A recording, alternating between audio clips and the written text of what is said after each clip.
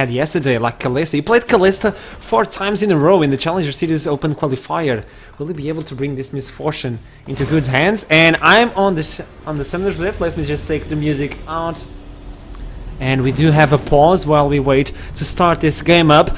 And also, Kaze and Joko are playing with the same lineup they played yesterday on the Millenium side. Pretty brought Twisted Fate in this one, so we have a lot of global pressure by Millennium side. I believe they are trying to pick since they have the team capability, while on the other side it's all about individual skill. Yeah, this is what these two teams are all about, aren't they? It's Millennium, this teamwork that we are so used to seeing from them, versus the stacked, individually talented lineup that is this Team Huma. Yesterday, I was a little bit concerned after watching the games of Team Huma. In that first game, they could have very likely lost it if it wasn't for Godbro making that phenomenal Azir play that I'm sure everyone has had a chance to see. And he was really the large factor as to why they were able to come out ahead. Coming into Game 2, it was a very decisive victory coming out from 3SUP. And Game 3 was very back and forth. There was every chance that Huma could have been knocked out. And going up against this well-oiled team that is Millennium, it's going to be really interesting to see what comes out ahead, whether it's individually stacked talent or whether it's going to be teamwork. So let's see what Joko is able to do. Yesterday he was able to camp the lanes that he needed to outkick. They actually were not capable of finding this Millennium team, and also they won versus Infamous. I don't know if you guys know about that team, but on a qualifier they won versus Infamous, who had Mini Trupax as an AD carry, and he's an astonishing AD carry, also really young. And so far, from all I've seen on the Millennium side, they are able to take down teams that are so big, not only as a team itself, but also in the individual skill that is all about today. So they are ready for this matchup. This is not something they are not aware or not capable of fighting against. But Humi on the other side, they know our Millennium are playing because they have played this way, and you told us about this. They have played this way for so long, so they could try to capitalize on that. Yeah, I'm super excited. The pause has finally come off. We're going to be jumping onto the Rift for this first game in this best of 3 series. I am super excited. I'm super excited to be casting with the wonderful Archarom. Oh yeah! So we have the bird's eye of the Rift. Welcome to the first game between Huma and Millennium. They are just walking and running into the middle of the map. Do you expect any shenanigans to start with? No, not during the early game. Millennium, they don't. Well, it's the first game of both these teams. You don't want to give away everything in the early game. Remember that we're playing on patch 5.24. If you give away an early lead, considering how snowbally the games are right now, it's just a massive risk. You don't want to give that early lead even slightly. So both teams right now just sitting, doing their normal thing, just getting some protective vision out. And something that I want to talk about is you know, you mentioned the team comps earlier, and I talked about how Millennium, this is pretty much a Millennium composition, whereas you can see from the side of Huma, they do have quite dominant laners. But coming into this game, it's quite interesting how these teams want to be playing, because Millennium, they've gone for this Misfortune. She has an incredible spike in the mid game, but so does Graves. And I feel like that bottom lane is going to be massive in determining which team is able to come out ahead in the mid game, because both teams are quite mid game heavy. You know, Twisted Fate is going to be working towards that Rod of Ages build. I'm curious as to whether Nigobra will do the similar sort of thing. He may also go for the Frost Queen's claim. And there are just so many options in terms of the mid lane itemization that mid game is going to be a massive point for both of these teams. I think we're going to see a lot of action coming in between the 10 to 15 minute mark. And I really like this because they brought what Kick were not able to bring yesterday versus Millennium. The capability to start a team fight. The guy I was casting with was always saying, okay, you need a way to start team fights on this patch, on this meta. You need to bring those team fights, and on both sides we do have wave clear, and we do have ways to start big team fights. We have Shen, we have Rek'Sai, Twisted Fate, even Morgana with that Q that just destroys them internally. On the other side you have Gnar, even Lee Sin can start up a fight in Treadle with that Ice Pillar with such a low cooldown. We'll be able to start a team fight, but we do have some sort of lane swap while Treadle is just roaming through the map trying to find the enemy jungler, but Millennium are just going to their blue side already. So this actually makes a lot of sense, because remember I was talking about these 2 AD carries having big spikes in the mid game. They're typically, because of the short range that you get on Graves, he has a pretty weak laning phase, and Trundle does not offer very much during the laning phase, so when you're running a Graves and a Trundle, if you put it up against a Misfortune and a Morgana, you're just going to lose. You're going to really struggle against that matchup. So just avoid it. Just swap that lane out. Try and invest as much farm and as much experience as possible during the early game and go for this safe lane swap option. It makes a lot of sense. I think it's very smart. Coming out from Huma, and I just think it shows a lot of respect towards Millenium. So very smart decision making coming out from them, and it does look like both teams going for that very early 4-man shove that we're so used to seeing for such a long time now. I like how Millenium waited for the siege minion, but were able to apply some pressure on the first wave, so they got the damage down on the turret. They will be able to take the first turret first. Meanwhile, on the top side, they are still taking their time. It will die at the same time, because they are letting all those minions die. Kaze will get the rebound from those minions, and also the gold from the turret. Who is going to take it on the top side? Is it Casanova? He is waiting, letting those minions die. And there we go, the gold is going for Casanova, and the lines are stopped. Just for you guys that are unaware, Casanovas is Werlib and Swag Tauren is actually Santorin, so they are some quite familiar names, but they are using different names in this particular game. But, you know, with that cleared up, you can see now the bounce getting set up in both the top lane and the bottom lane. That's going to be quite happy for, well, for Millenium right now. It looks like they're going to return to standard lanes, and I'm curious as to whether or not, yeah, they're going to keep the swap for as long as possible. This makes a lot of sense. Something that I also want to add on to the point that I was talking about earlier, trying to keep this Graves as relevant as possible for as long as possible. There's a double global composition. You know, you have the Twisted Fate, you have the Rek'Sai as well that has the ultimate, can get all across the map. You have the Stand United coming out from Shen. All of these basically say to Graves, hey, if you overextend even slightly, we're going to come bot lane and we're going to kill you over and over and over again. So the longer they keep this lane swap up, the longer they can deny the global pressure that Millenium's team comp has. So again, very smart play coming out from Huma, really respecting the composition coming out from Millenium. Pretty taking a lot of a beating in the mid lane by Lulu. Is doing a heck of a job, Godbro, on Ichan. But he's playing Lulu. Yesterday he played Azir every single time he was available. And Azir is game changing. But is it Lulu as game changing as Azir? Will those plays come in from Bro on Ichan? Because yesterday he was the one carrying the game. He was the one turning the game around. He certainly was, but Pretty in the middle lane. Oh, he's going to get ignited. Biden in the face. He's forced to flash away, but nonetheless, Onichan takes the first blood.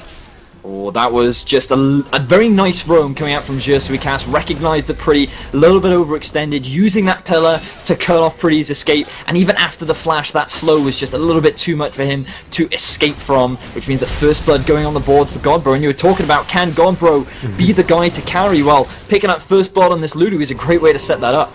And also he's going to buy himself that support item. There we go, Frostfang completed. Also the Finnish Codex is just one step away from claiming the Frost Queens.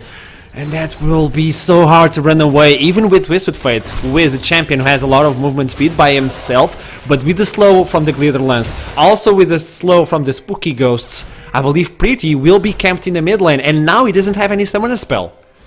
Yeah, that it's going to be pretty rough for Pretty. He's going to have to He's going to have to play pretty passively, pretty safely up in the mid lane, and he's going for this Rod of Ages build that I've seen a lot more recently on Twisted Fates. They go for that early Rod of Ages. They then go into the Ionian Boots, followed by the Lichbane. So they get a fair amount of cooldown reduction off the back of that. You get Home Guards now at 20 minutes as well, so they often rush and upgrade. Often, I think it's Alacrity that they'll regularly get on Twisted Fate as well. So you will see this more and more commonly with Twisted Fates, but it does mean they take a little bit longer to ramp up. When you're running that Rod of Ages, it takes a little bit while to scale, but Godbro going for this early Frostfang, I'm curious as to what... Ooh, Twisted Fate on the top lane. You talked about it, Phoenix was overextended with no turret whatsoever. It deals a lot of damage for Kaze and Pretty, and Godbro is there to help him with the teleport. Joko was forced to use this, well, his tunnel to get near Pretty, but this is not a pretty situation. Here comes the TP from Casanova. Holy Phoenix blows him apart. This is Millenium in trouble.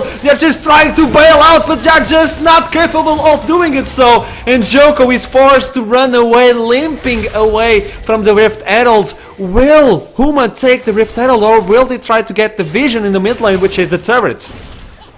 This is completely controversial to what we were talking about during the pre-game.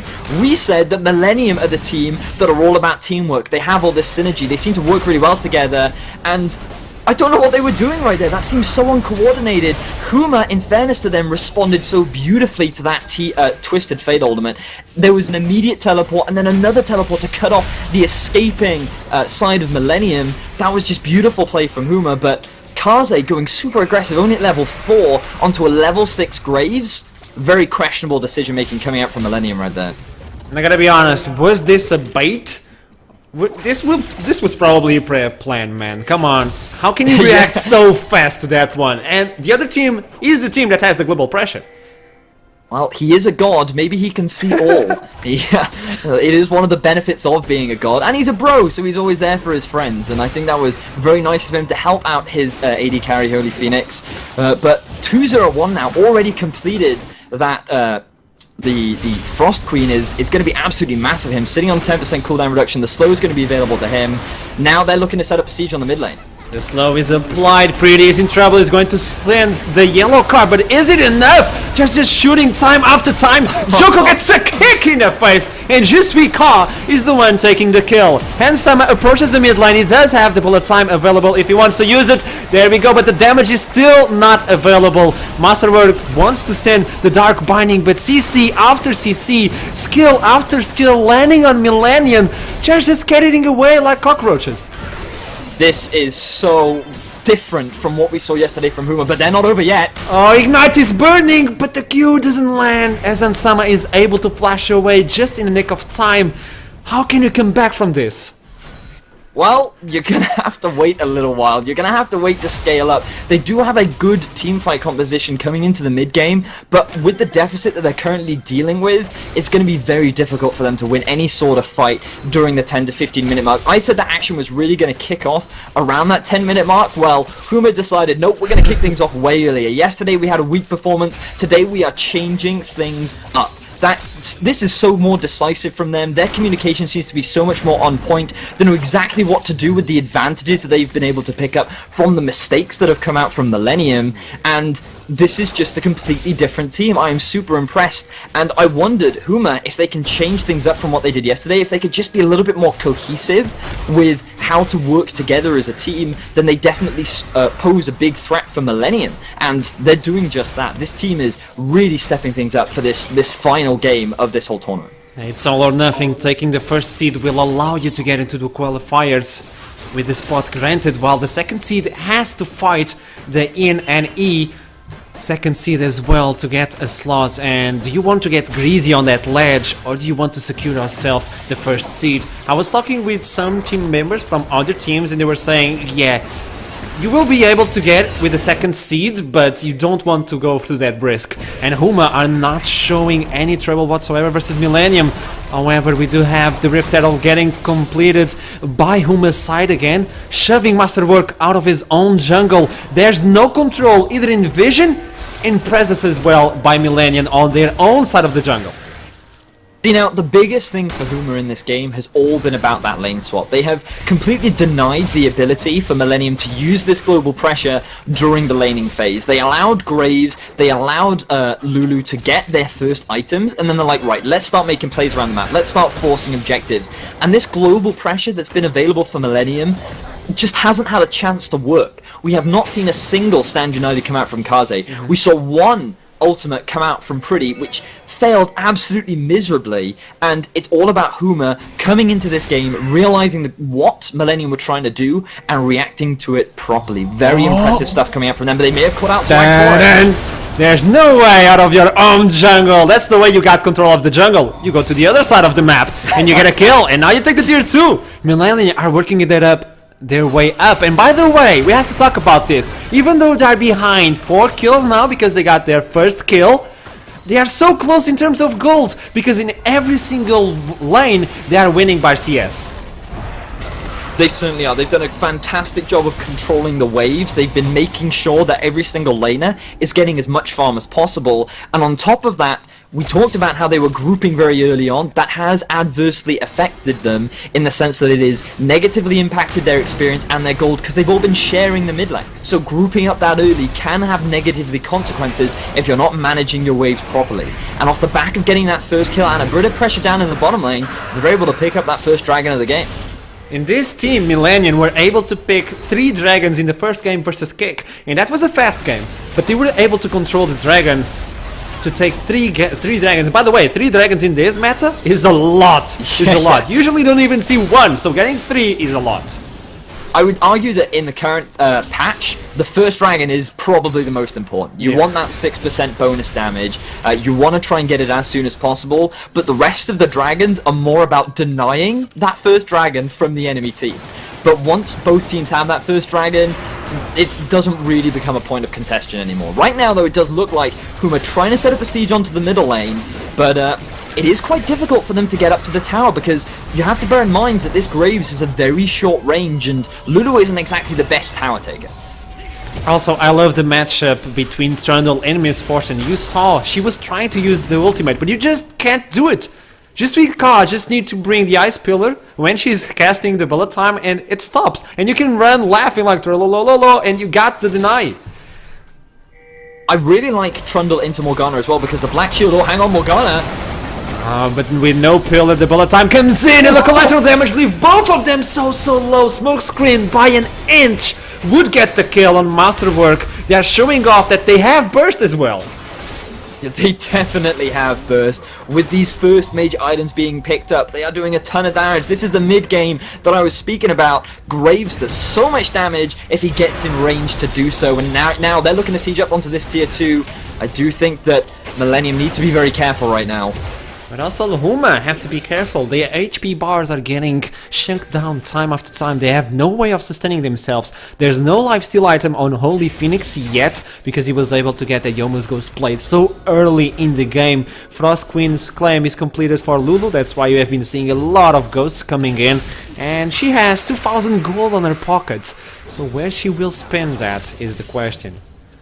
Looks like she's going for very early damage. That could potentially be a Luden's Echo, or it could be working towards a Death Cap. I imagine it's going to be a Luden's Echo, a little bit more in terms of mobility. It's going to add to the wave clear, and I think overall that it would be the smarter pickup for Lulu, but you could be like, yeah, okay, I want more damage. I want to be killing stuff. That is what my role is in this team. But considering how much extra damage they have everywhere else on the lineup, you know, you have Ali Sin, who's super strong in the mid game. You have a Na, who, yes, he's going to be working towards that tanky itemization, but he's still going to be doing a lot of damage if he gets a good ultimate off. And same for Graves. If you're looking for damage, this is the man that you need to rely on. So I feel like Godbro should be focusing on providing as much utility as possible and just making sure that Holy Phoenix stays alive for as long as possible, because that is the way for them to come out ahead in these mid-game team fights. And where is Kaze, by the way? Because so far we were not able to see Kaze be proactive in this game. He has been farming non-stop on his lane, no Stay United until now. You talked about this 5 minutes ago, if I'm not mistaken, but until now there was no Stay United. Not even in the mid lane. When Masterwork was with a double-digit HP, no Stay United whatsoever. So what is Kaze doing? What is his mind, his mentality? What is he thinking? Is he getting tilted? Or is he really calm and waiting for the perfect time to appear in the team fight and change the tides of battle? Oh, this is the big question, because for me, Kaze has always been known as the top lane carry.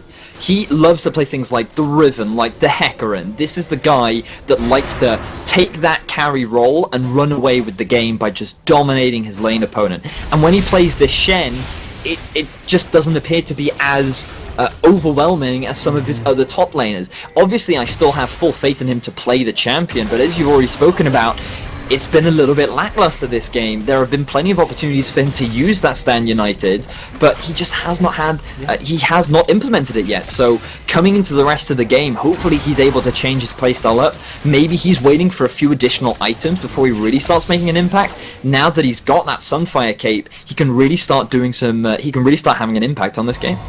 To be honest, he could be playing Evelyn, because he is invisible in this game, so why not take that champion? Another Rift Herald completed, and who is going to take that one? It is Graves, so the minions are empowered. It's only attack, not defense, so the wave clear will be able to get rid of those pesky little minions. A good Glitter Lance catches the back out of Pretty.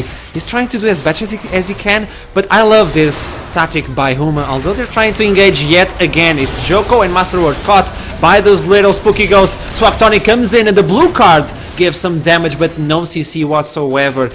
And Nard is still farming on the top side. He does have teleport available. He's stacking up that rage to be relevant in the next team fight. So what you saw right there was why Trundle is a really good pick into Morgana, because yes, the Black Shield will deny the slow, but there is nothing a Black Shield can do against the physical wall that gets put in front of you. You cannot go through it with a Black Shield on, so it still provides a lot of crowd control, even to a target that has had Black Shield put on them. And it is such a great way to kick off these fights, followed up by those spooky ghosts. I really like this pick, and you can see it doing wonders. In that particular situation though, Huma took quite a lot of damage, and the only reason that Millenium did not decide to go for the fight was because they knew that Hans was nowhere near it, and he is so much of their damage right now. He's likely going to be working towards that first item, Essence Reaver, and once he has completed it, he is going to be doing an insane amount of damage. The ratios on Misfortune are absolutely insane, and if you are caught in the wrong place at the wrong time, she will destroy you. Another pillar below, Masterwork, slowing her down nonetheless. By the way, just to help you guys, when you get the Rift Herald, you are not able to steal the buff. Only the team that was able to pick the Rift Herald will be able to pick up the buff. And it's a 15 seconds duration that will stay on the ground, by the way, just to help you guys.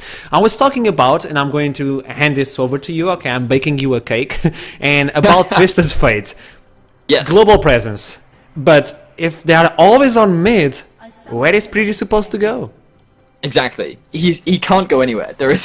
He's been given such few options this game, and the one option that he made was an awful one. He tried to go top lane to gank a Graves, which yeah, that makes a lot of sense, but you're doing it with a level 4 Shen, which really did not work out in your favor. It really hurt you negatively, and off the back of that one play, it's just given Huma so much momentum coming into this game. They have done so much work, but the biggest problem for Huma right now is you can see them grouping up a lot. Their wave management is not the best. They're just pretty much shoving out the side waves whenever they come, and they're not really using these side minion waves to help set up a siege, because when you have so much wave clear available to you on the opponent team, when you have this Misfortune, when you have the Twisted Fate, what you really want is that wave clear to be divided among the different lanes. And because there's not being enough pressure applied on these side lanes, they are not able to do that, which means the Millenium can just concentrate their wave clear onto the middle lane. And so this is making it really hard for Huma to look for these fights, look to use their power spikes, and that means that Millenium can just keep scaling up, because they do have a phenomenally good scaling composition. Arguably they're going to scale a lot harder than Huma, so as long as Millenium can keep the pace of this game going the way that it currently is, and as long as they don't get baited into this dragon fight, then they're on a good track to coming back into this game.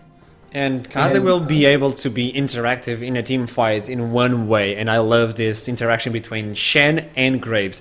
When you get the taunt on somebody, you receive 50% of their damage, and Graves is only able to attack what is in front of him. Of course, Holy Phoenix will be able to get all the shells on Kaze's face, but it will be 50% of that damage, so he will not be as relevant as he was supposed to be if he was another AD carry. He has ammo, and he's going to actually waste that ammo on Shen. Bullet time comes in, that's not the damage that Hansama was looking for, no CC available to follow that one up, and Shen is still farming on the top side.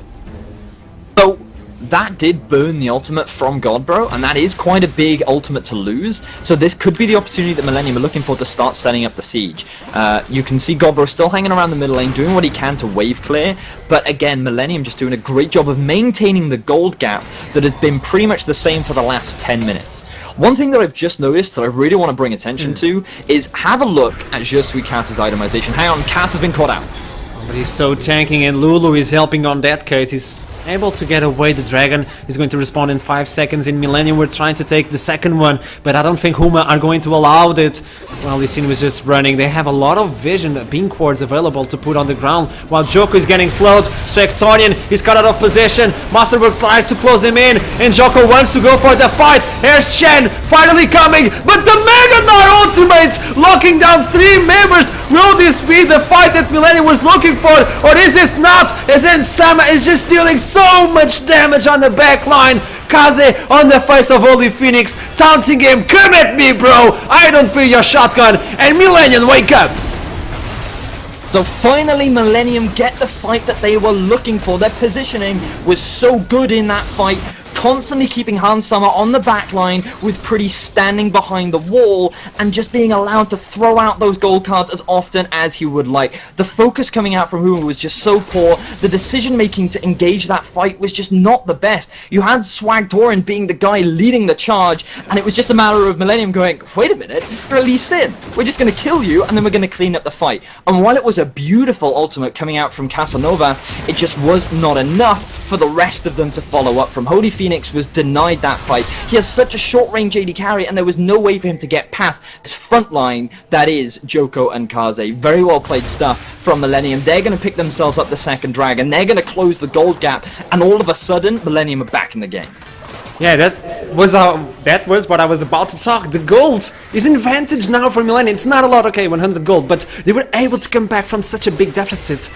And now they are alive in the game. They stood up, shelled themselves, wait for the perfect team fight, and now they are back. The vision control, however, is going for Millenium's side. Huma were not able to keep that vision. Jusui's cast got out of position again. The yellow card flies in and forces the flash, burning summoner spells and burning cooldowns, showing the dominance and trying to get on their mindset, showing that team plates is more powerful on Millenium's side. They're trying to make the siege in the mid lane. Kazi is approaching from the left side. Rek'Sai comes in with a Void Rush. And this seems like another fight incoming. So right now, this is where things start to get a little bit tense between the two teams. Hang on, Joker may have found Cass. There's the tension, there's Jusui Cass getting caught. The ultimate from Lulu though is going to keep him alive. Bullet time is not hitting the targets, and collateral damage is just taking Misfortune apart. Kaze is alone, he's a shed. There's the, oh my gosh, Grasp of the Undying is enough to take out the double kill. And Joko comes in, he's still tanky, he's still alive, but only Phoenix flashes from the other side. That's the triple for the shed. This could be the quadra. Oh my gosh, he gets the quad on the shed. Kaze gets himself a quadra kill on Shen. We said at the start of the game, where's Kaze? What has he been doing this game? Well, there he is. He showed up, and he did so much work in that team fight. Quadra kill on a Shen. How many times can you say you've seen that? I mean, that is unbelievable. This guy loves to carry from the top lane, and he is doing it right now. Holy Phoenix in that fight, he tried his very best to turn the fight around, flashing in, doing so much damage, but it just wasn't enough. That flash put him out of position. He ended up dropping. Things initially looked really bad for Millenium because they actually put all their focus onto Trundle, who used that subjugate ultimate. He got insanely tanky, and then he was just unkillable. Things were looking awful for Millenium, but the front line of Millenium held out long enough. Hans and Pretty were able to get into the fight. They were able to get their damage down, and they were able to swing things in their favor. They were able to get a tier 2 tower in the top lane. They've now swung the gold heavily in their favor, and they are in full control of this game. Shen was able to buy a Spirit Visage out of nothing. He got the gold that he wanted, and now he has a Spirit Visage. He's more tanky than he was before this team fight. And Trundle is having a bad time at this game. He wants to engage, but he's the one getting engaged. Things just... This is Millenium though. This is what Millenium do.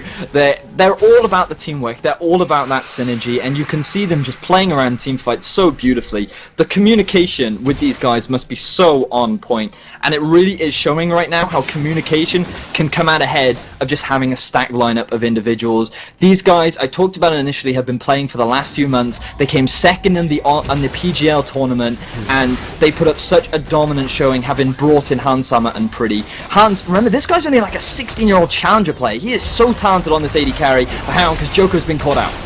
But he's not going to take any sort of damage, allowing Misfortune to take a beating on that turret. Rapid Fire Cannon completed for her as well, so she has the capability to attack from afar at least once in a team fight. That will be really relevant with the love tap, by the way. That is disgusting. And there's the collateral damage failing, so a big ultimate failing. So right now, Millenium and Huma, they're trying to figure out what the best option for them is to do, and now this is where the global composition that they have can really come into effect. This is when they can start using those ultimates to pressure the side lanes, as Joker once again may have been caught out. But what is happening? He's not taking any sort of damage, like, okay, thanks for the tickle. Joko does love to be tickled, but it appears that he's like, right, I've had enough of being tickled, I'm now gonna swag on out of here, and they're able to pick up another tier 1 tower in the middle lane, and that's off the back of this global ability that Millennium's lineup are running. Twisted Fate with the ultimate, I always forget the name of it, or applying so much pressure in the mid lane. Kaze actually still split pushing up into the top lane while the rest of the team just groups up, and it was, even though they try to engage onto Joko, he just did not care, as you highlighted to. Millennium are playing exactly what they need to do with this composition, and Huma need to find some way to bring this back, because right now they are straight up getting outcomped, outplayed, and this first game could easily go in the favor of Millennium.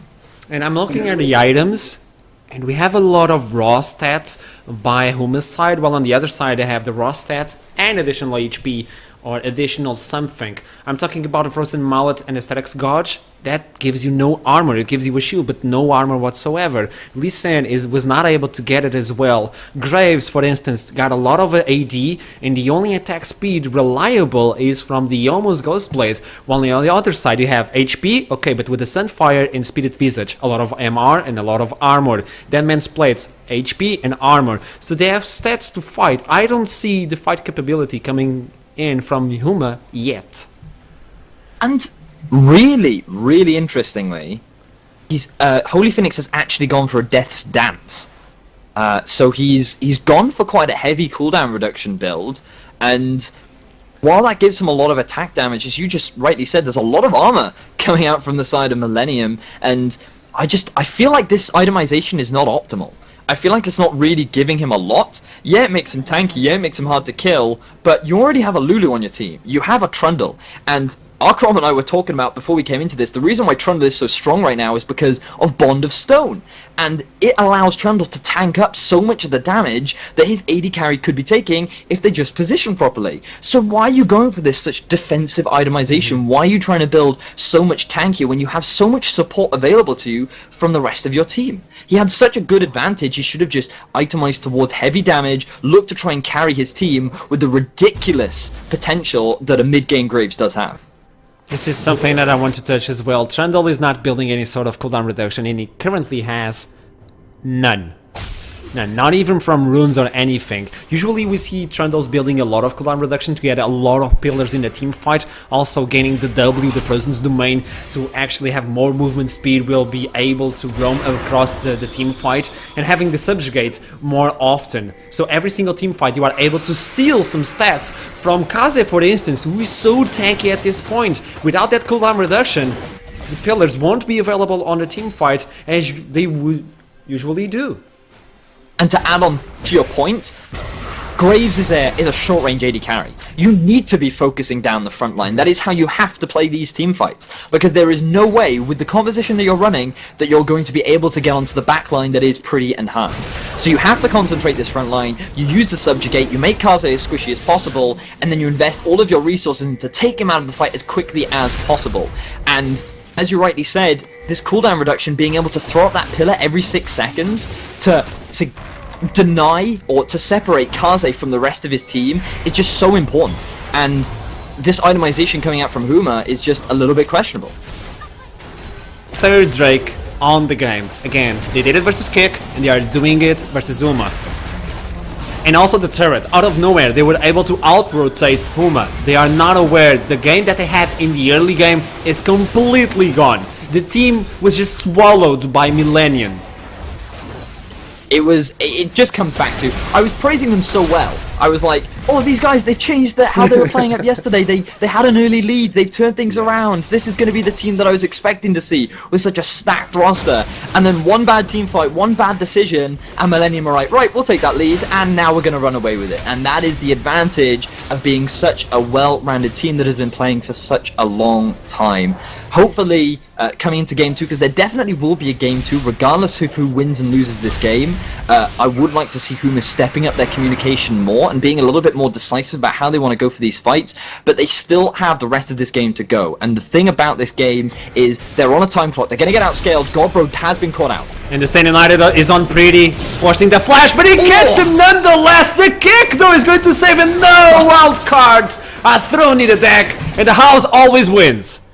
Oh, beautiful play from Pretty and Kaze. We were asking Kaze, yo, where are those Stand Uniteds? There they are. He has been stepping up his game throughout this game, and it is phenomenal to see Kaze doing so much work. Combined with Pretty, there's the ultimates, there's the global pressure that we were talking about, and now they're going to be looking to try and crack the base of Team Huma. And you can feel that Team Huma are failing without that carry mid laner. Onichan with Lulu is not able to get those plays coming in as he was with Azir. This could be a dive, but Casanova is almost at the fully mega form. He's going to transform into a mega gentleman. Anar, who could try to do something in this team fight. So Millenium, recognizing that power, they're just getting away. They're trying to gain control of the Baron. This could be the next team fight.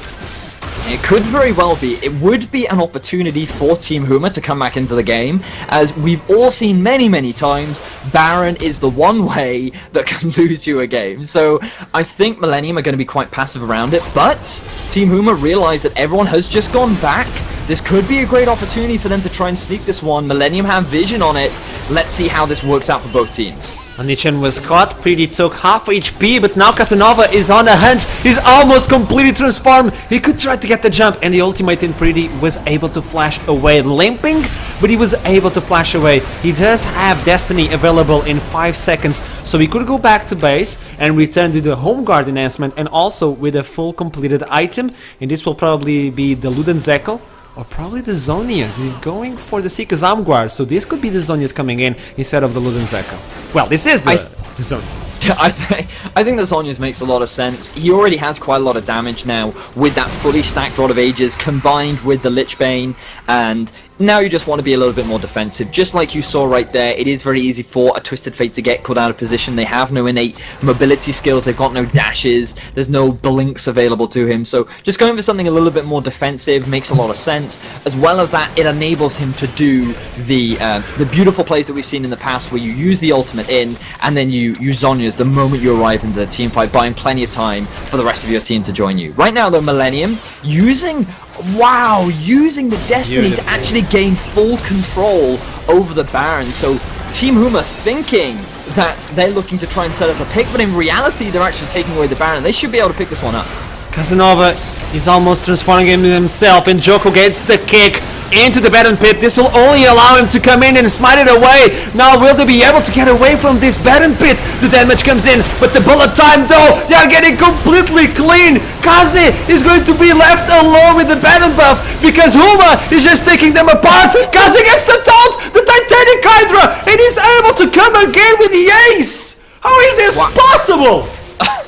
Because Kaze is a beast! That is why it's possible. This guy always lands the taunts in the right place at the right time, always focusing the right target, knowing exactly what he needs to do in these team fights. Beautiful stuff coming out from Millenium, once again showing their ability to team fight and work together as a team. Hans and Pretty were stuck in the back of the pit. There was absolutely no way that they could get involved. Focus down the back line. They had to deal with Casanovas that was just sitting on front of their face. Casanovas gets a beautiful ultimate off. Things are looking pretty bad for Millenium, but then Kaze's like, okay, you guys are in trouble, let me help you out. He gets the 3-man taunt. That buys plenty of time for Hans to be like, okay, I'm just going to clean up this fight now. 3-0 and 10. Beautiful play off of them. They pick up the Baron, they get 2 inhibitors, and now with an 11,000 gold lead, Millenium looking to take the first game of this series. Second time Millenium are looking up to lose a team fight, and Kaze just looks at the HP bars and is like, okay, got triggered. And out of the sudden, he's able to carry with the Shen and a Titanic Hydra with double Giant's belt. He have a lot of belts around his waist because he has to. He's carried the entire team. So what he will be able to do with this Baron buff now? They're trying to get the push on the bot lane. Here comes the TP, giving more time for that minion. It's Kaze in there, so they have to back away. Casanova looking for the engage. They get the stun against the pillar, but Hansama has the black shield. He gets the bullet time. Casanova is tanky, but he's not that tanky. Hansama is still auto-attacking away with Misfortune. No one can stop him. He gets the double. Now Twisted Fate comes in, tries to seal the deal for the Nichan, and Hansama will slow him down. He will not get the triple. This is going for masterwork, and now the taunt flash coming in from Kaze, and with the big plays, the big comeback, Millenium are able to take the first game out of this series. Millenium looking so good in this first game of the series. The early game was a little bit questionable. They were making some very odd choices and giving away a 5-0 kill advantage over to Huma, but they cleaned their stuff up. They wiped the dust off their hats and they turned the carry mode on. These guys worked so well together as a team.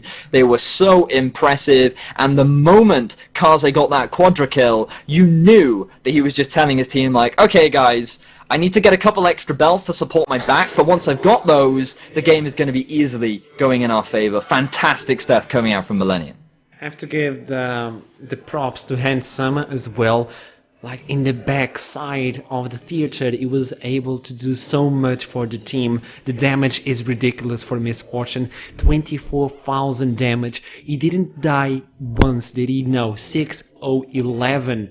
Staying on the back line, doing what he was supposed to do. Nobody noticed him until it was too late. So with this, Millenium are able to take the first game out of the finals of the Challenger Series qualifiers. So with this in mind, we are going to take a quick break while we are waiting for the champion select, and we'll be right back. Of the technical scare, and hopefully the scare stays well away from my house. So we should be bringing up on your screen fairly soon, and there it is, the picks and the bans. Unfortunately, because we have to spectate through the friends list, we cannot see the bans, which is very, very unfortunate, but we do have some crazy cool picks coming out from both teams.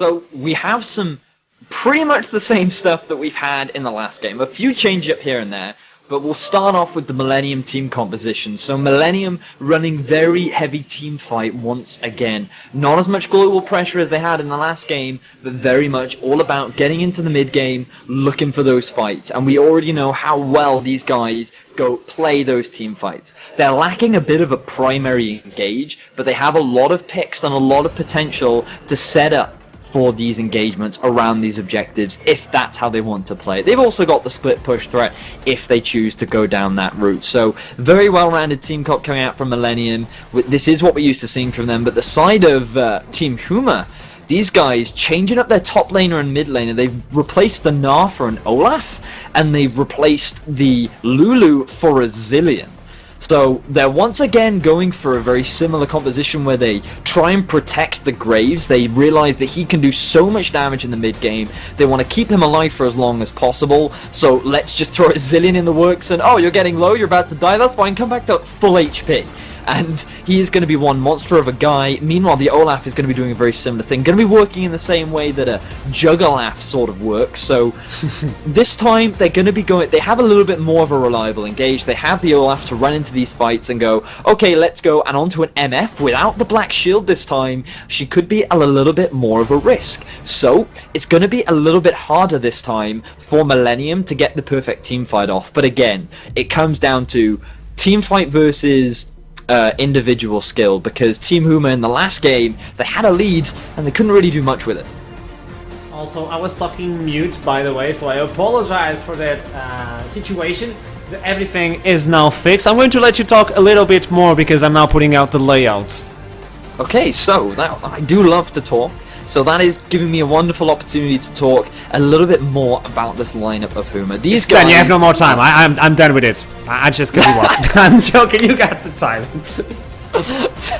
So Huma, these guys, very new team, recently formed together. They're going up against the long-standing Millenium, been playing for a couple of months. Winner of this moves on to the European qualifying tournament, I do believe. And the loser of this is going to have to play against the second place team from the EU Nordic East qualifier. So They want to win this. They want to get in for the chance to qualify for the Challenger Series, and the loser definitely doesn't want to have to go up against that other EU Nordic East team. So this game is going to be very important for both these teams. Millennium currently leading the series 1-0. As you can see on your screens, we've already had a fantastic game 1. Hopefully we can have a replication of that coming into game 2. And by the way, if you guys are enjoying what you guys are seeing and watching, please consider following us on Twitter and also my Twitch if possible. By the way, this guy makes a lot of videos on YouTube. You should definitely check them out. They are amazing. I just spend all night watching them, by the way. Yeah, I have no life. But you guys should definitely look at it. You will learn a lot from League of Legends with this dude alone. And he also does more games, by the way, and I'm finding them now. By the way, we have the pause. We are just waiting. I believe it's for Casanovas. He doesn't have the best interweb, by the way. Something that I shared with him, and I think you do too, Vedius. My net is just unreliable. It sits there and it's been like, for the last 2 weeks, it's been perfect. It's been like, hey, I'm perfect. Look, you can use me. You can do whatever you want. You might even be able to stream. And I'm like, oh, great, internet. That's wonderful. And then all of a sudden, you want to try and do some work with it. You know, I want to try and cast some games. And it's like, oh, I'm feeling really tired. I'm going to take a little nap right now. And you're just kind of like, no, can you wake up, please? Because I've got stuff to do. No, 5 more minutes. Let me just turn off for a little while longer. It's like, internet, please, internet. And clearly, Casanova's dealing with the same issue, trying to wake his router up, doing what he can, but kind of running out of options right now. And as I say that, we are going to be jumping back into the game. So it's time to finish what was started last year. Let the Rift be the stage where everything will be settled. Huma versus Millenium, and Millenium on the blue side, Huma on the red side, where only one will get direct access to the Challenger Series qualifier. The other one has to fight against the second seed of in E, and E for E and E. EU and E. Yeah, that's the way you actually pronounce it. Sorry guys. So let's jump into the Summoner's Rift. Thank you, lady. And by the way, I have a Portuguese player in Portugal that is always spamming Zilean, and people are not aware that Zilean is able to deal a lot of damage. Seriously, a lot of damage. And I'm willing to see if Onichan is able to bring that pain as well with Zilean, because it's not a reliable source of damage. You have to be really good with Zilean to deal the damage that you need. Of course, you're going to revive somebody, but you're going to revive only Phoenix, a guy who was not able to keep up with the advantage he got in the previous early game.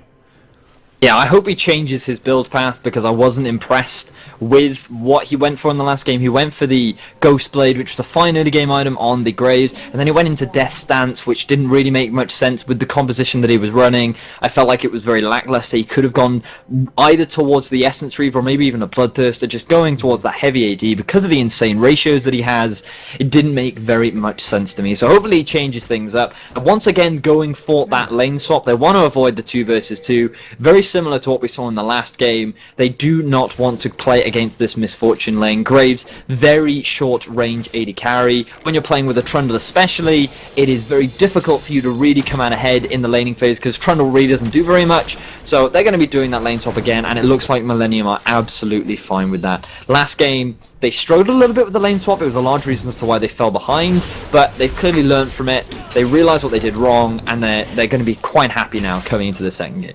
Talking about what they did wrong was the fact that they applied so much pressure on the mid lane to try and remove the global princess from Pretty that they lost track of their winning conditions. That was really bad for them in the previous game.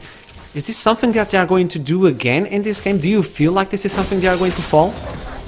Well, the thing is, for Huma, we sort of saw this for them yesterday. Like, initially, they seem to have quite a solid early game, but then when it comes to making decisions about what they should be doing next, they kind of struggle. Which surprises me a lot, because they have Santorin on their lineup. This guy went to Worlds with TSM.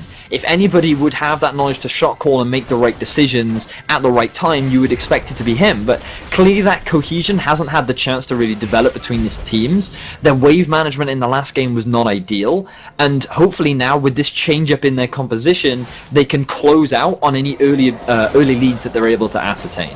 But once again, seeing this 4-man push going for the towers. Obviously towers are now a little bit weaker. They don't have the same defensive stats. They've just got quite a lot of HP, so this lane swap is still perfectly viable on the current patch.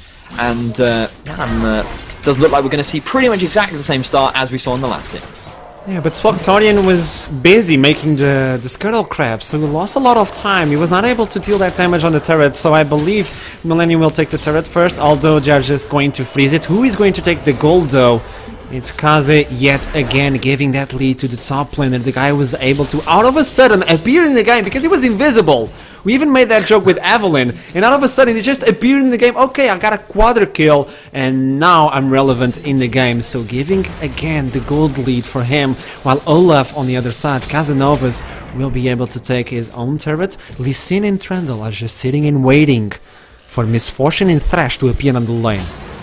Oh, this is very smart. This is actually what they did in the last game against Huma, but Hansam are very smart, identified it, and he's going to be absolutely fine. This shows that Millenium have realized that this is a sort of thing that Huma like to do. They did this exact play in Game 3 versus 3-Sup yesterday, and it managed to build them a very strong early game lead that they were able to run away with in their Game 3 of that Best of 3 series yesterday. And Millenium respected it a lot. Hans very smartly checked the brush, didn't want to get into any sort of trouble, didn't want to overextend, and that play is not going to work out for them. So very smart stuff coming out from Millenium.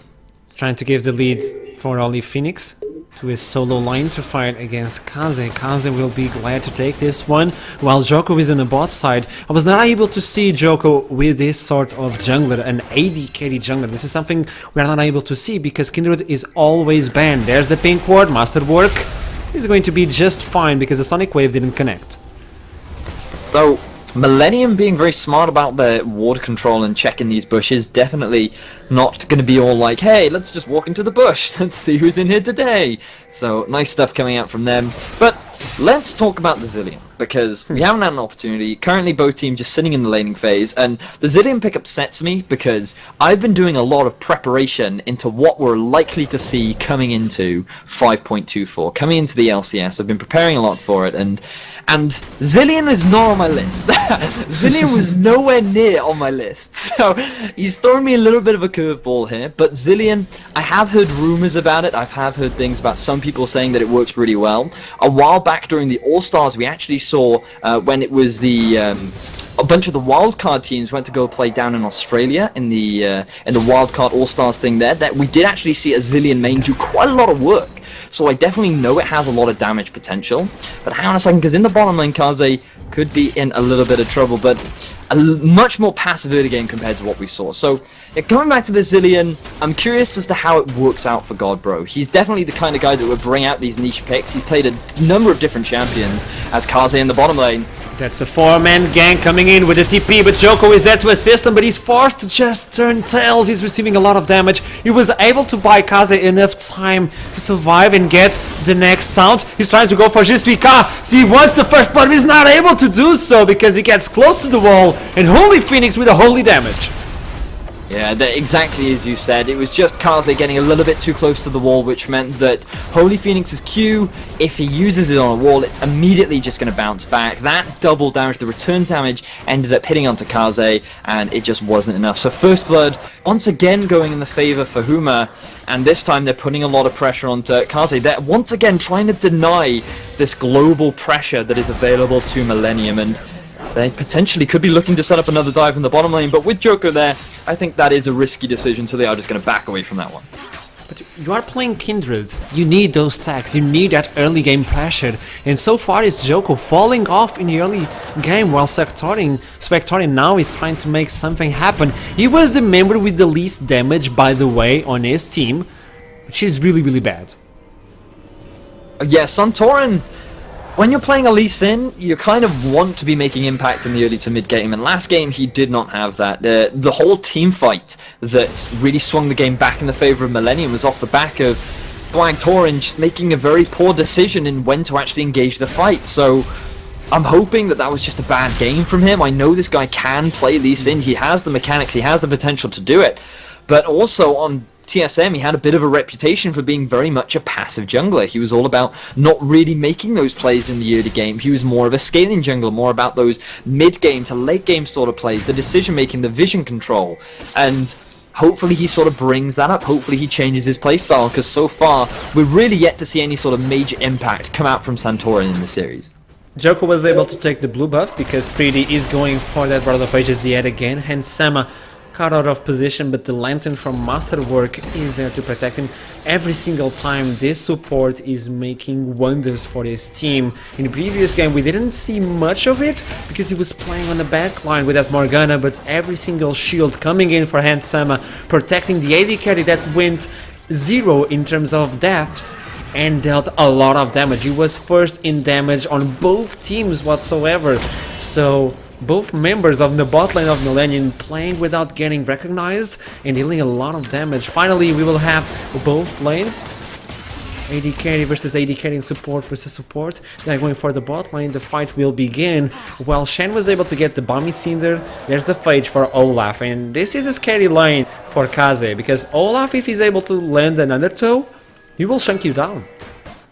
Certainly will. That Olaf is much more of a threat than the Gnar that we saw in the last game, and it just surprises me how much more passive this game is. Hang on, Joko though. Nah, he doesn't want any of this. He's just going to bail out using his ultimate. There's a lot of damage coming in, but the taunt connects. Again, Kaze with a beautiful play. The Sonic Wave connects. He slaps on the floor and he gets the kill. He has ultimate available. Akritik Rugen. Joko is in trouble. He comes with the Lamb for Spite. He's invulnerable, but not for long. And there's time for the double kill. Really nice rotational play coming out from Godbro. He knew that action was happening in the top lane. He used the movement speed buff available to him in his kit to quickly rotate up there, provide his team with support. And I was talking about how Santorin has the mechanics, and he demonstrated it right there. Able to pick up 2 kills off the back of Kaze, staying a little bit too long under the tower, and Joko just not having any way to get out of that fight without his flash available. Very smart stuff coming out from Huma. Once again, getting that early game lead that we saw from them having the last game, but still a little bit behind in gold because of that tower differential. You gotta run, Misfortune. You gotta run from that CC. You want to get close to the turret, but he will not be able to do so. He flashes, dodges the Sonic Wave, and replies with the bullet time. Spectron flashes away at the last tick possible, and Masterworks coming in with Kaze. Once again, the Shen appearing. There's a Lantern to give the kill onto Kaze. Oh, and Sama actually takes it, while Spectron is just limping away from that fight. 3 versus 1, and Hans Sama actually came on top of that.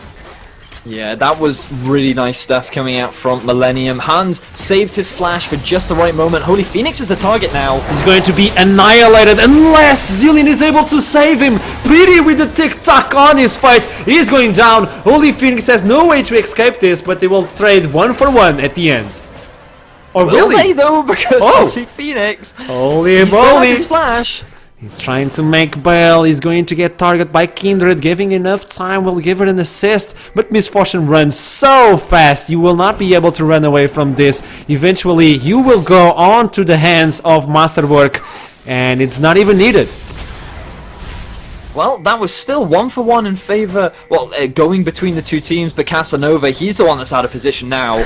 But wait, that's more! Casanova coming in with the Ragnarok, goes onto the face of Ansama, and the Wolf bites him on the back. Joko, with that Mounting Dread, doing a huge chunk of damage. It does actually do percentage bonus health, so it does quite a lot of damage as well, and this guy... That's exactly the point that you want to be at with this Kindred. You need to be getting those early leads. Getting that kill over to him is going to bring him back into the game just a little bit. But Hans, once again, this guy, that you have to go back quite a way from the plays that he made in the bottom lane, being able to turn the fight around, and then coming into the mid game, they thought that he'd been able to catch out Holy Phoenix, but Godbro with the ults, just at the right place at the right time, still able to get a kill onto Pri with the bomb, as well as keep his AD carry alive. So very nice stuff from him with this Zillion, doing some pretty fancy stuff. He's going for a bit of an interesting itemization, working toward, well, he's completed the Frost Queen's claim now, also going towards a Rod of Ages, so going for quite heavy scaling, and going to be interesting to see how he develops it from there, whether or not he's going to tunnel towards more heavy AP, or whether he's going to go towards a bit more of a utility build and pretty much build around keeping his AD carry and top laner alive. And I like the fact that Pretty wins again with Brother Phages. Time after time he brings those mid laners that are able to build this sort of item to keep himself alive in a team fight, to make them waste more time. Talking about time, Onichan is trying to stack up as much as he can, but again they bring the fight into the mid lane. But this time it's Millenium bringing the team fight onto Onichan. They don't want to let him farm. No, they certainly don't. They want to try and apply as much pressure onto him as possible, and you can see how low Godbro has actually gotten as a result of them setting up the siege on the mid lane. And off the back of that, this allows Millenium to start getting some deep wards down, as they may have found Holy Phoenix out. He's actually very low, he needs to be careful. Oh, Masterwork almost getting himself in a box. Holy Phoenix is in trouble. He's going into the face of the wolf, and all of a sudden here comes the shockwave, bringing G-Suite. He's going to stay alive with the ultimate whatsoever. I love that wolf. Oh my gosh! Is this for real? As soon as he revives himself, he's going down with the master stun, the triple stun coming in from Onichan. That was a beautiful stun coming out from Godbro right there, using the double bonds to set that up. Kick goes on a Masterwork. It's not over. The time bomb is not there. Casanova comes in, but he's so low instantly. You are not that tanky, Olaf.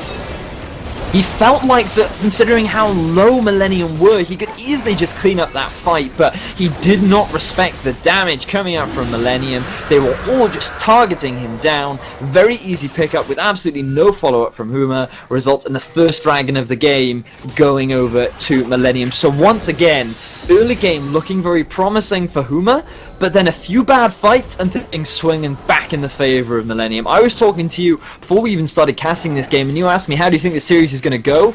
I said that it was going to go 2-0 in one team's favor, but I wasn't sure which, and at the rate that things are going, Millenium seem to be the team that are really coming out on top in this series. It's true, man. I'm his witness. He told me this. I tried to say no, but he actually told me it's going to be a 2-0 because one team will not be able to actually play the other team's style, and I believe Huma are trying to play Millenium style because they are willing to fight everything they have.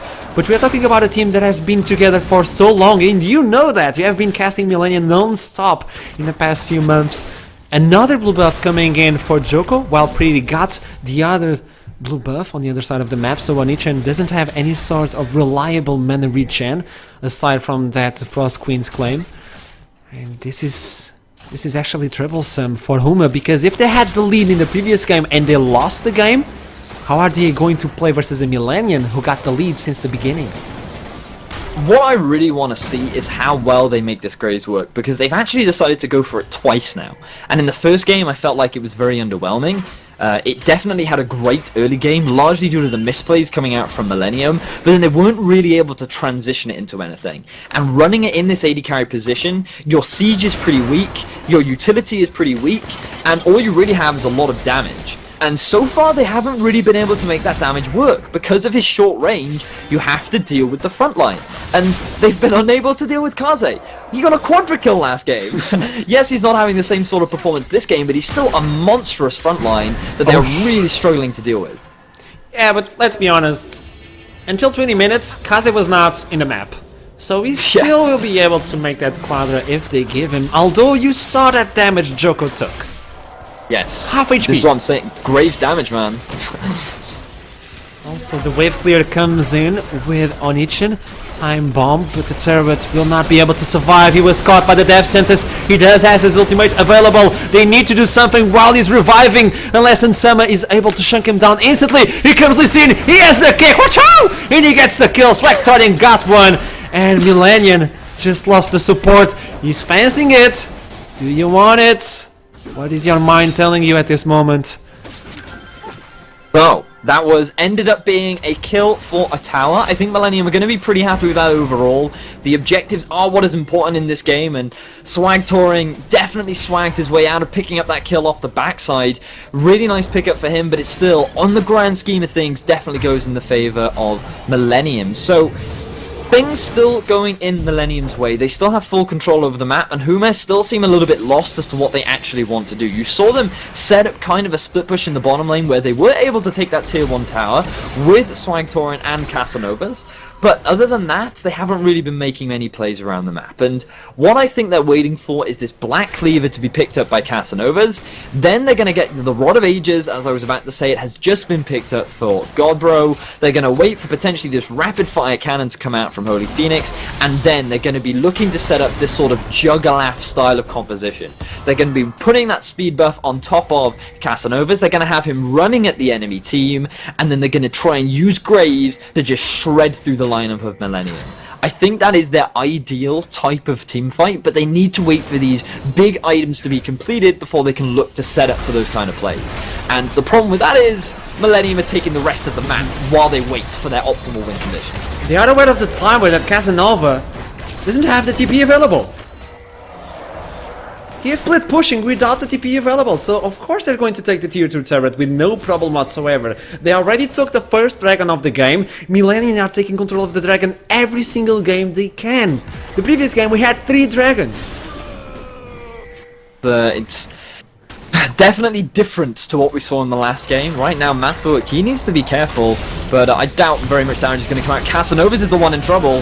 He could go for the kill. The shockwave doesn't deal that much damage because the Sedox Gorge is there, but so is Joko to take up the assist while Pretty takes up the kill. This will allow the team to rotate into the mid lane for Millenium to try and stop that push. Misfortune will have no problem whatsoever clearing those minions.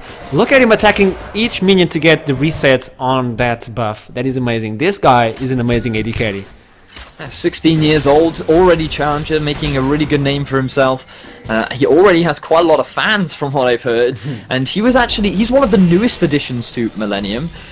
Formerly they had twins. I believe their former AD carry was Mew, who was a massive Draven player, and once he parted with the team I felt like, oh no, we're going to lose a Draven player. It turns out Hans Summer is also a massive Draven player. So he's also exceptionally talented. We've seen him perform out of his mind throughout the series so far. Yesterday he had some great games. Last game I believe he went 6-0 and 10. This game he's maintaining a very similar sort of score. And looks like they're actually going for a very early Baron, which is something that you often see when you're running this Kindred. There's no vision coming out from the side of Huma, so they may very well be able to pick this one up. How can you stop this? The Baron is going down. There's no vision coming in from Huma. They might lose the Baron. Holy Phoenix is going to get caught. They are aware that there's the Baron. Masterwork will go down. There's no way he will survive this. He's going to lose the buff, but they got the buff nonetheless. That was a bit of a misplay coming out from Masterwork. He thought that they could go for the fight, but there was no way that the rest of Millenium could reliably follow that up and have a teamfight go in their favor. But they are still, as you said, able to get the Baron, and that is a massive objective to pick up at 20 minutes. Very smart stuff from Millenium, knowing exactly how much damage they have. Another fight is kicking off. Oh, the taunt is there for Jiswika. Jiswika, the shockwave brings 2 members down. Bullet time, baby, let it rain. Jiswika comes back only to go down once again, but it's only 1 kill on each and is running, trying to scream for help, but the taunt with the flash again. Tick-tock on Holy Phoenix, and that's not the damage coming in because Hansama will take yet another kill. Millenium just thriving on this game. Huma, you cannot dive a Kindred. I know you had the numbers advantage, I know the fight looks great for you at the start, but all that damage that you were able to get down, you were not able to secure any kills because of that Lamb's respite. Joko was so massive in that team fight, keeping the rest of Millenium alive, allowing everyone to reposition, and you saw Hans Summer doing so much work. He gets the ultimate off from the sideline, completely splitting up the team of Huma. That meant that it was very easy for Millenium to focus down the front line, and then it was just simply a matter of cleanup. They get themselves the tier 2 tower, they get themselves a dragon, and they've now extended their gold lead to 6,000. This team is on fire, well on their way to taking a 2-0 in this series. And this is something that we see in Millenium and we don't see in Huma. The fact that they are able to take kills and gain something from it afterwards. Huma are playing to get kills and no objectives, while Millenium did it yesterday, they did it before yesterday, and they are doing it again in this game. Every single kill means they are going to make pressure on one side of the map, get the vision, get the turret, get the dragon, get something out of it, and that's the reason why they have such a big lead in terms of gold. It's really good stuff, but Hans could be a little bit overextended. And he is just going to swag his way out of that one. Have a look at the itemization coming out from Pretty, though. He's gone Rod of Ages Death Cap. He wants to be doing a ton of damage. 1-1 and 3 right now. That is a massive power spike picked up for him. It is going to be so dangerous for Huma to go for a fight right now. And look at all the split push pressure. If you want to learn how to manage waves, this is how you do it. Kaze in the bottom lane pushing, you've got Joko up in the top lane pushing, and you've got Millenium in the middle lane pushing as well. This is how you manage your minion waves, this is how you use a Baron, and then all you do is you rotate round to the lane in which the objective is that you want to take, and you pick that one up nice and easy, because the rest of Huma have to deal with this pushing mid lane as well. This is just so smart from Millenium. You can see the teamwork coming out from them. Exceptional stuff coming out from this team. You can see the game slipping away from Huma as well. They got the lead on the first, but this second game is so different from the first game. It's like Millenium adapted and learned everything they wanted from the first game, and now they are just reacting. And how can you fight this bullet time on just we got the last bullet on the Trundle's back? He is going down. There's no ice pillars on this team fight. Will they be able to take anything else? They get the top turrets. They're looking for the inhibitor. Joko gets the kick in the face. Here comes the State United. This respite is enough to get the double taunt. That's the shutdown. Olaf comes in big with 1 kill, but I believe that's the only thing you're going to get while your team is just getting destroyed. And meanwhile, Kaze asks for help, and he's going to take another kill, another inhibitor. How can you come back from this? I don't think you can. I really don't think there's any way for you to pull this one back. Millenium looking to siege onto the Nexus towers. They're looking to close out this game in 24 minutes. Let's see if they can do it, because they're running out of minion waves. The beacons are lit, I gotta say you, and Millenium are calling for aid, and they will answer. Muster the viewers, guys, assemble at the Armor of the Summoner's Rift, because as many men as can be found, you have one day, because tomorrow they go for the Challenger Series qualifiers, and they got the game. Millenium taking the 2-0 versus Huma. Congratulations to Millenium. It is really nice to see this team come all the way back from the PGL, just newly formed back then, really developed so far and achieved such massive accomplishments. They're going to take the 2-0 over Huma, and I think that it is so well deserved. Their ability to team fight, their ability to work together, just straight up outshine such big names within the League of Legends scene. Such incredible stuff, and you have to give such massive props to Hansama. This guy did not die in the entire series. Game 1, 6-0-10. Game 2, 5-0-3. Amazing stuff coming out from him. I'm super looking forward to seeing him play coming up into the rest of the Challenger Series qualifiers. But for Team Huma, very unfortunate for them. They're going to be taking second place, and they're going to have to play up against the European Nordic East teams to try and secure themselves a spot in the Challenger qualifying tournament. This is how you do it. They got kicked yesterday, and they got Huma today. We had such a big audience saying, okay, Millenium is going to take it. No, they're not going to take it. It's Huma who's going to take it. But nonetheless, it's the 2-0. You predicted, man. And congratulations, Millenium. Congratulations to every single viewer who just stood with us and kept with us on this stream. Thank you so much for staying with us. Thank you as well for casting with me. It was a pleasure to cast with you. And I guess we'll see you again on the Summoner's Rift another time, guys. Don't forget to follow us on Twitter or Facebook or even this Twitch. And by the way, Vedius YouTube, don't forget to check it out. Beautiful lessons for you guys. And I believe it's all for today. I'll see you next time on the Rift. Kisses. Take down teams that are so big, not only as a team itself, but also in the individual skill that is all about today. So they are ready for this matchup. This is not something they are not aware or not capable of fighting against. But Humi on the other side, they know how Millenium are playing because they have played this way, and you told us about this. They have played this way for so long, so they could try to capitalize on that. Yeah, I'm super excited. The pause has finally come off. We're going to be jumping onto the Rift for this first game in this best of 3 series. I am super excited. I'm super excited to be casting with the wonderful Archarom. Oh yeah! So we have the bird's eye of the Rift. Welcome to the first game between Huma and Millenium. They are just walking and running into the middle of the map. Do you expect any shenanigans to start with? No, not during the early game. Millenium, they don't. Well, it's the first game of both these teams. You don't want to give away everything in the early game. Remember that we're playing on patch 5.24.